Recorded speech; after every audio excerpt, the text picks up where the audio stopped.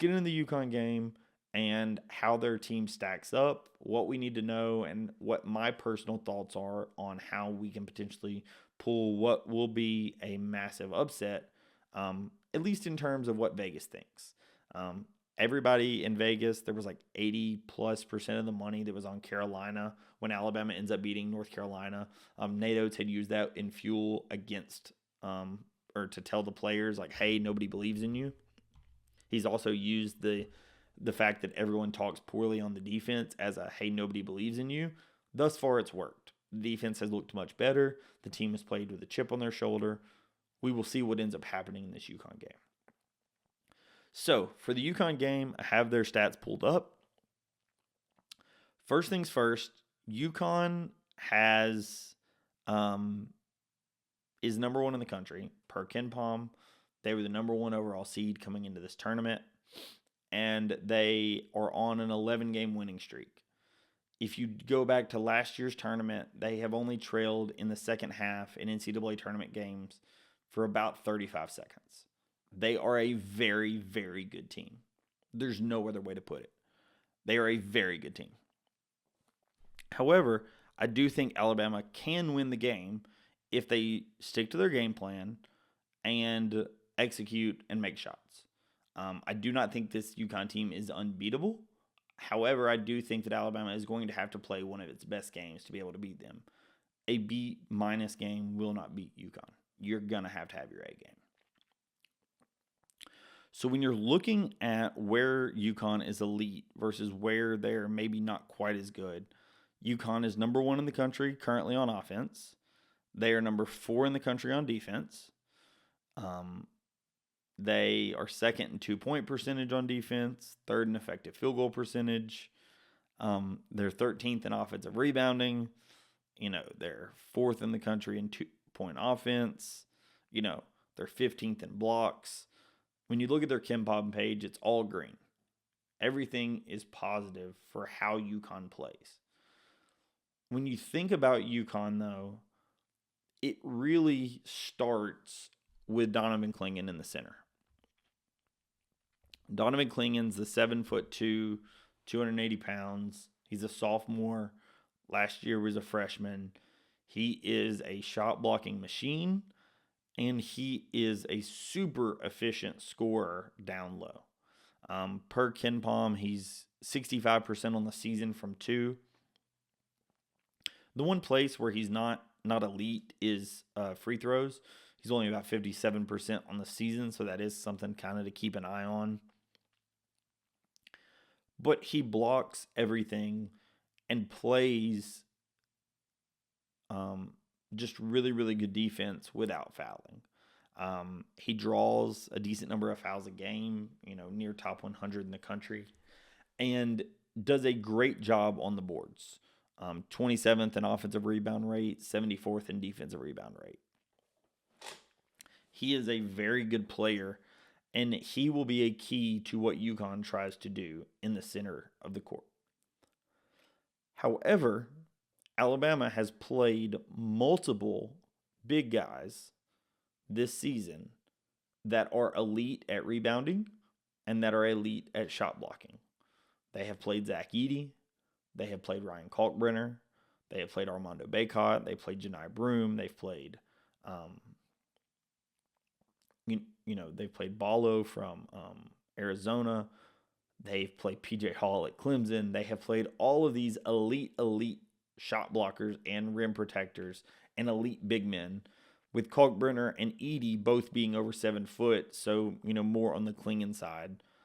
So they have experience playing against players of this stature and that are going to play drop coverage in this way. More similar to how Ryan Kalkbrenner plays. When you look at like the common players based on stats, Ryan Kalkbrenner is one that pops up a lot. Another one that also pops up for how he likes to play is actually DeAndre Ayton, that Nate Oates' Buffalo team took down when DeAndre Ayton was at Arizona. So Nate Oates and this season's team also has a lot of experience with playing against guys that are this good. They will know how to attack Clingan. Against Baycott and against PJ Hall, you saw some double teams, and you saw selective double teams at least. Against UConn or against UNC, there were quite a few more double teams just due to the fact that there were some guys that were not shooters on the floor. I do not expect that you will see too many just straight up double teams against UConn. The shooters are a good bit better that UConn has. They have 3 guys that have taken over 200 threes this season in Tristan Newton, Cam Spencer, and Alex Caravan. Cam Spencer, by far the best shooter of the group, shooting about 44%. Caravan's at 38%. Tristan Newton's at 32%. So they have some shooters. So I do not expect that Alabama is going to truly just sag off a shooter and double, worrying about Donovan Clingan. However, watching how Alabama defends Clingan and how Alabama defends this team will be something to watch in this game. However, in my mind, this game is going to come down to, as much as that, how can Alabama finish at the rim? In the beginning of that Clemson game, Alabama did a horrible job finishing at the rim. A large part of that was just due to us missing shots. I'm not going to say PJ Hall was not affecting those shots, but a large part was us just missing shots. Alabama will have to make shots over Clingan, and we'll have to make some tough twos in this game. They're not going to come easy, and they're not going to be, just put them up. But Alabama will have to make some tough twos. How Alabama attacks the rim and, do we get him into pick and rolls? How do we attack Clingan is going to be a key to this game. Because Illinois went right at Clingan, and it was a block party. When Clingan was on the floor, that's how Illinois ends up giving up a 30-0 run to UConn and just really couldn't score. Illinois missed a ton of shots. They, don't even cross 30% on the game. They're under 30% from 3 as well. So, they missed a ton of shots. But a large piece to do with that was they were trying to shoot over Clingan. And whether he affects the shot by blocking it or just affects the trajectory of the shot, he does a great job of that. So as I mentioned, it will be important. Alabama has played bigs, like I said, in Kalkbrenner and Edey that are very, very similar in the way that they guard the rim. So, we have experience with it, but they're going to have to play one of the best games of the season. You're going to need big games out of Sears, out of Estrada, out of Ryland, finishing at the rim, as well as your big guys finishing at the rim. The other thing about this game is UConn plays a good bit slower. UConn only has 2 games this season against high major opponents over 70 possessions. They had 72 possessions against Xavier and 71 possessions against Carolina. They end up winning both of those games, but UConn has not faced a team like Alabama that will like to run quite at the level we do. Alabama, in my opinion, will have the most success if they can get a shot early in the shot clock, because the defense will not be set, Clingan will not be fully in position, and that is where the shots, more than likely in this game, will need to come for Alabama to have the most efficient shot. And then they're going to have to sit down and defend for the whole shot clock. UConn is a very slow offense. They average 18.5 seconds per possession on offense, which is around 300th in the country nationally.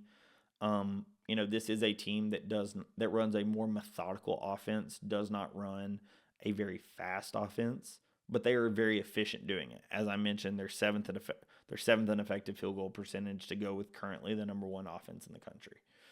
We do know, however, as I mentioned, if Latrell Wrightsell does play in this game, Alabama with Latrell Wrightsell can be the number 1 offense in the country.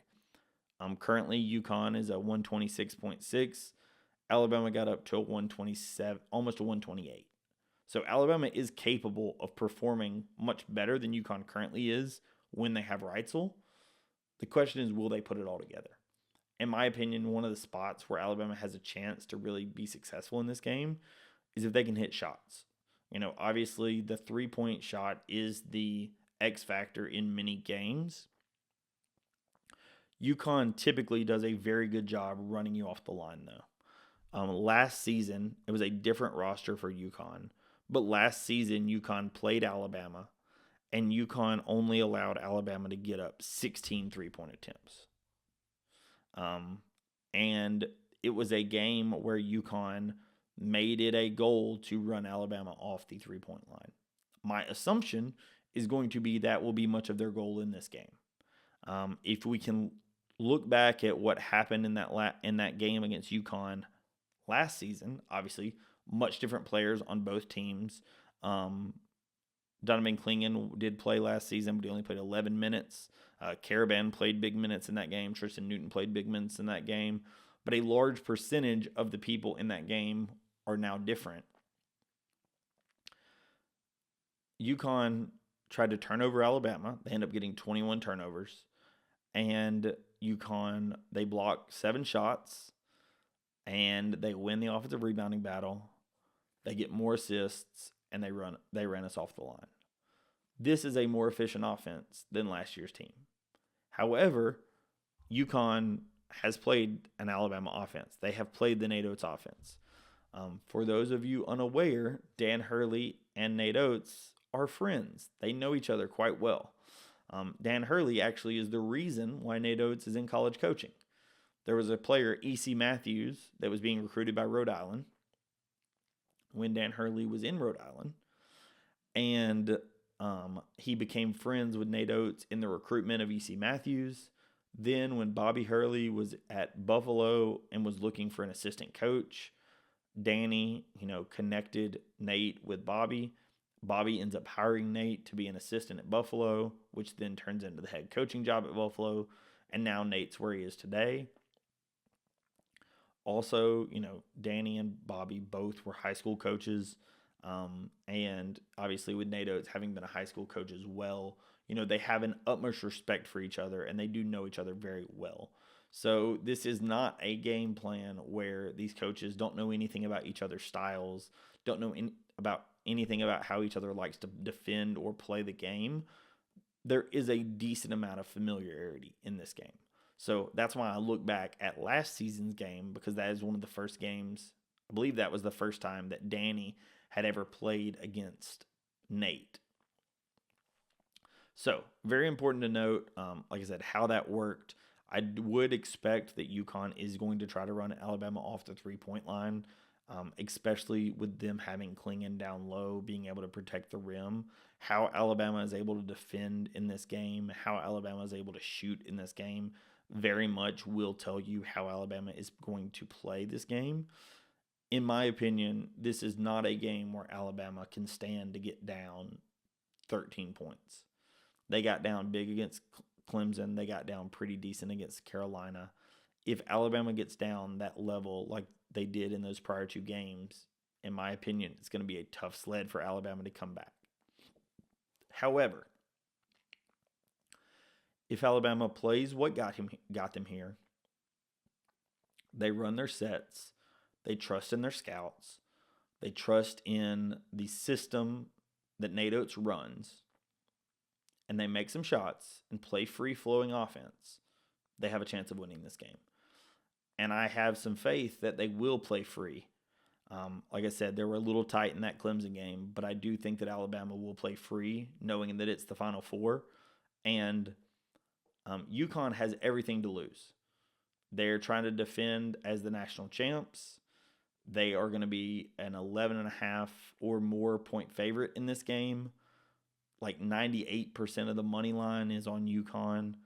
UConn is the prohibitive favorite in this game.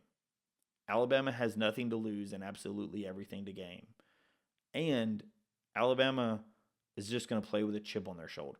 So if they can play their offense and lock into their scouting report, I think Alabama has a shot of winning this game. They just have to play the Alabama brand of basketball that got them where they're at today. So that's my breakdown of the UConn game. As I mentioned, if Alabama does win this game, I will probably be breaking down the national championship game on Sunday.